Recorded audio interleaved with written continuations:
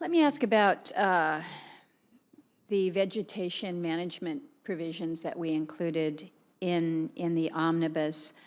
Chief, can you give me just kind of a status report on the implementation of these provisions that we had included? I think we recognize that when we're thinking about the physical integrity of transmission and distribution infrastructure, this is key to protect the security and reliability of our energy grid when we're talking about the wildfires. So give me a quick update here. Certainly, Senator. We have moved swiftly. We have we've done a full analysis of these provisions, and we've given really specific direction to our regions. So as you know, they'll be getting us their plans in by the end of this week. On the utility right-of-way vegetation management, that's more opportunistic. So I've asked every one of our regional foresters to describe how they're prepared to meet the response times that those utilities will require so that we can be timely in allowing the vegetation management projects to move forward. So it's basically direction to our region to be ready and show us how they are prioritizing when those requests come in from the utilities, and to work with them in advance to know what that workload is going to look like. Okay. And then, Mr. Rupert, are the folks at BLM and Forest Service coordinating on this implementation effort? Yeah, so there's been very active, excuse me, thank you.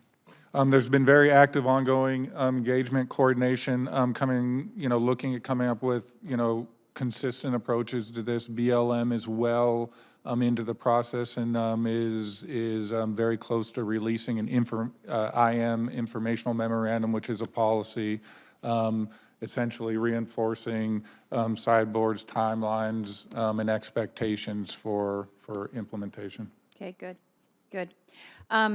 There's been discussion already with regards to the unmanned aerial systems.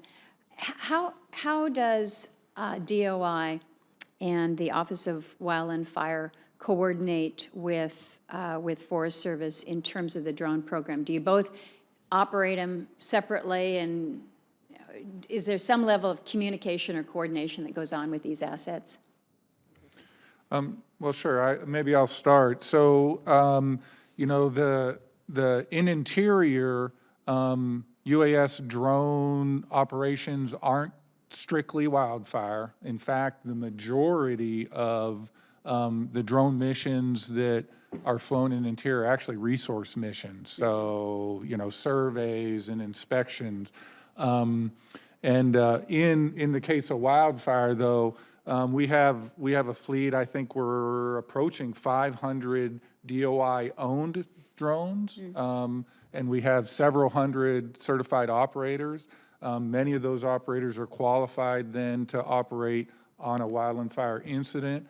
And so as, the coordination that occurs with that wildfire focus is really similar in terms of establishing those, interoperable standards that allow us to, go into these incidents so that we know we have certified, qualified operators that are capable of piloting these drones in that environment to support the incident response. And so in a lot of ways, it's very similar to how we coordinate, all other assets in the wildland fire world. I think that's been one of the really successful parts of this drone implementation, is that we really have taken that wildland fire community-wide sort of implementation standard interoperable approach. Do we have any sense as to the savings that we might be able to attain by using drones? Obviously, from a safety perspective, it's clear there, but in terms of using the traditional aircraft versus drones for some of the more traditional wildfire tasks. Do we have a sense as to what that cost savings might be? We don't have specific dollar figure, Senator, but it's like any build-up investment, what we imagine, what we can get to, as Mr. Rupert says, in both the resource end of things, you know, the forest health detections that we do across this nation. When we can get that to having drones instead of the aerial surveys, then it's in the magnitudes of tens that the potential savings is. But we're in that innovative stage to how far we're going to be able to go replacing people with the cameras. But we imagine it can be great, and we're going to incrementally work ourselves there. Let me ask a little bit about that. I was up in South Central Alaska, and I was struck by the amount of spruce bark beetle kill that we're seeing up, you know, beyond the Matsu Valley, up towards Denali. It's an area that I hadn't really noticed the kill. Obviously, the Kenai Peninsula had been decimated some years back, and unfortunately, we're seeing some evidence that, and this is done through the aerial surveillance, but we're seeing evidence that the beetle may be back. It's my understanding that the spruce bark beetle has already decimated over 6 million acres, 1.3 million acres, more than 30 million spruce trees on the Kenai Peninsula alone. So again, we pay very, very close attention to this because of the potential for increased fire threat, particularly down on the Kenai Peninsula right now. But it's not just the Kenai Peninsula. I was looking at my clips this morning, and just in this morning's newspapers around the state, we had a fire down in Gustavus, of all places. This is the Tongass National Forest. Yes. One up in Talkeetna this morning, a small one, and then the first big fire up in interior off of Rosy Creek Road, which is just up from the area where I grew up. So it's fire season for us, and I know that we're projected to have a normal year, but for us, normal is still over oftentimes 1 million acres. So this is something that we watch with great interest. What are the agencies doing to work together, again, not just within DOI and Forest Service, but working with the state as we're dealing with some of the beetle kill issues, and again, this resurgence that we're seeing, whether it's down on the Kenai or whether it is now moving more into South Central and into the interior? Senator, the recent aerial detection survey in 2017, there was 27 million acres flown in Alaska, and there was over 840,000 acres that was recorded forest damage. And you're correct, it's in South Central. There was over 400,000 in this recent survey, largely in the Susitna Valley, in that area, as you described. It's across all lands, so we are working collectively. We have put together a spruce beetle working group, researched that group in Alaska with the Division of Forestry and the Alaskan. Now, as I understand, that task force was focused on the Kenai Peninsula. Are you expanding this to a broader area? Into the Susitna region or the Matsu region as well? Yes. Okay. That's my understanding. And, you know, there's a spruce beetle website stood up, and we've also awarded a special technology development grant to develop Landsat methods for having a broader look, both spatially and temporally, at the detecting both the past and the present disturbances across Alaska. So this will help us monitor the insects and disease activity on a larger scale, kind of what gets behind this. We are working in southeast Alaska, the largest area. There's smaller pockets of spruce beetle activity, but the largest area is in Glacier Bay National Park. So our Forest Health Protection Program is collaborating with park staff about monitoring and traps this summer. So we are clearly working across boundaries in the park as well. Well, as we all know, and it's not just in Alaska, we've got the beetle kill, as has been raised by other colleagues.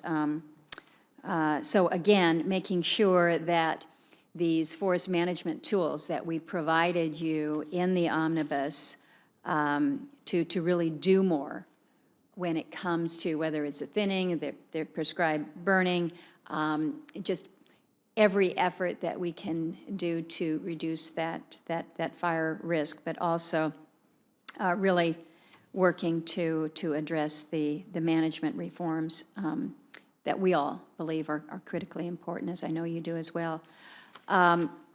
We have one more vote, and thus the absence of other colleagues here this morning. But if folks do have questions for the record, we will make sure that they come to your attention and would ask that you respond to their concerns as well. I do want to ask one more question, and this relates to the roadless rule there in the Tongass. You know my position on it. I've always said I didn't think that the roadless rule made any sense in a place where it's an area that's just made up of islands, 32 island communities. And so as we are looking to access within the Tongass, the big focus has been, of course, on the limitations that are provided by the roadless rule. You have a petition from the state of Alaska that asks for that exemption from the roadless in the Tongass. So last time you were here, we had a conversation about this and the Forest Service plans. So can you give me an update on the status of the state's petition and when Forest Service might act on that petition? Thank you, Senator. Absolutely, I can. Secretary Perdue and Governor Walker spoke just on Friday, this past Friday, June 1st.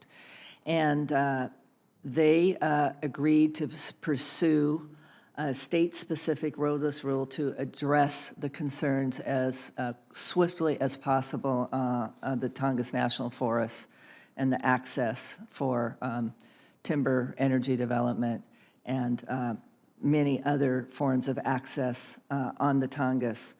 So we are working closely with the state to align the resources to get started immediately. We, the Forest Service, have identified funding and actually the resources in people and staffing and expertise to get started, and we're in close contact with the state, and we'll be glad to keep you up to date.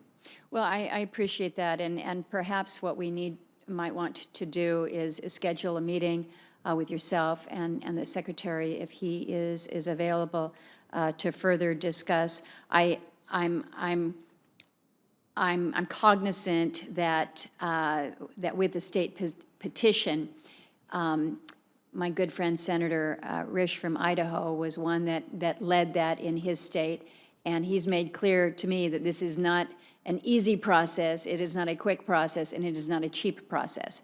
And so making sure that that there is a good understanding as to what this process for basically moving forward with this state's petition is, how that is clearly outlined.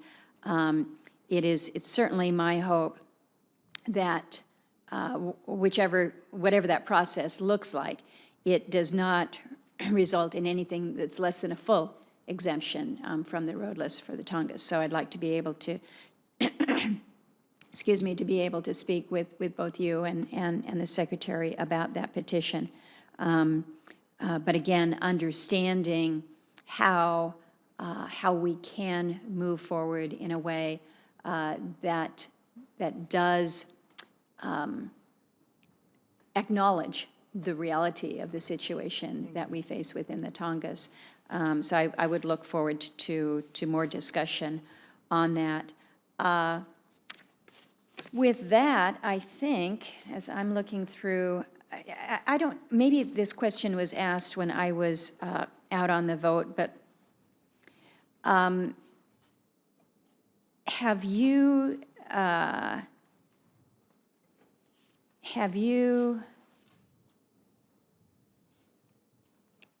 provided the status on the aerial firefighting use and effectiveness study? That was back in 2012. It's my understanding that the agency launched this use and effectiveness study, so 5 years ago.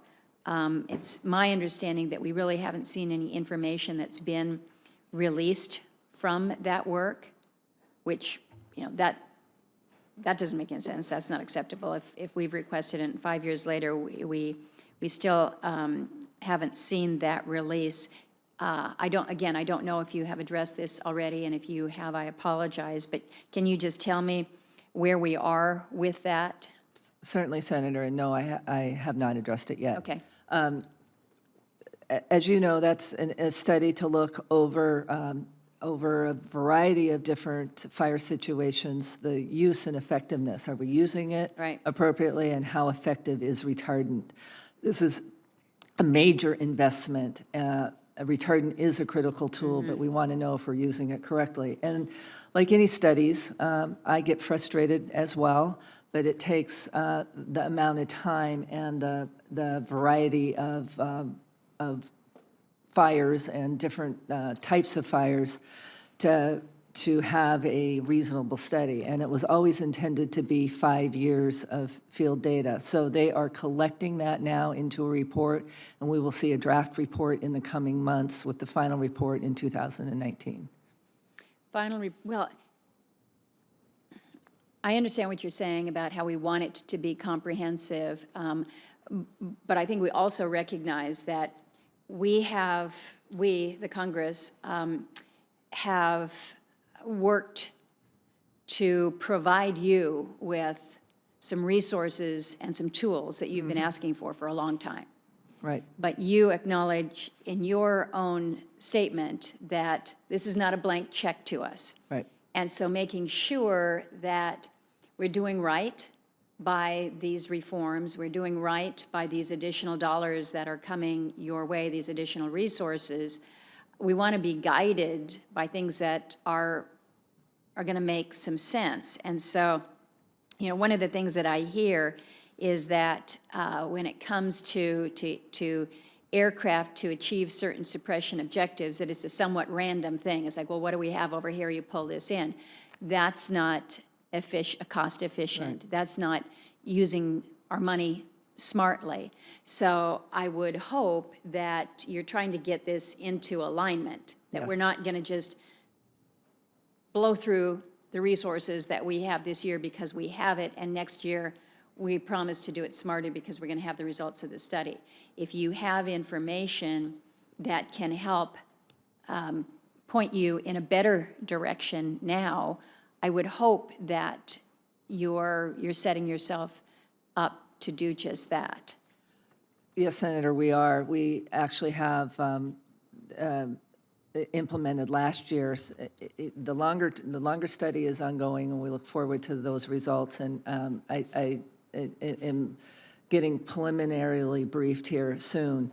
But we also have the technology now with our scientists to, within a 12-hour turnaround, have real-time maps to our incident management teams where they can see the effectiveness of the prior burning, the window of response in was that effective? Did we just burn through the retardant drops that we thought was going to be effective? So we're doing some real-time learning as well as the longer-term AView study. And with both of those, we are making adjustments, and we will have more information and be glad to work with you on that. Well, I would appreciate that. I think you heard the similar concerns from both Senator Cantwell and Senator Wyden on this. Again, we see that, yes, these are extraordinarily important assets. We want you to have that, those aviation assets, but we also want to know that we're being smart with all of this, and thus the request for the study back in 2012, and thus the frustration. And actually, if my math is correct, if we really did put this in place in 2012, we're beyond our 5 years now. So. Yeah, the first field season, I believe, was in 13. Okay. All right. Yeah. Hurry it up. Okay, we will. All right, I have no further questions at this point in time, but again, if colleagues have submissions, you will see them. And I know it's not a policy, but maybe we just pray for rain this summer. And we also pray for the safety of the men and women who are out there on the front lines. I think we all know that this is very dangerous, and we have lost far too many as they have been out there on the front lines. So hopefully it will be a safe season. With that, the committee stands adjourned.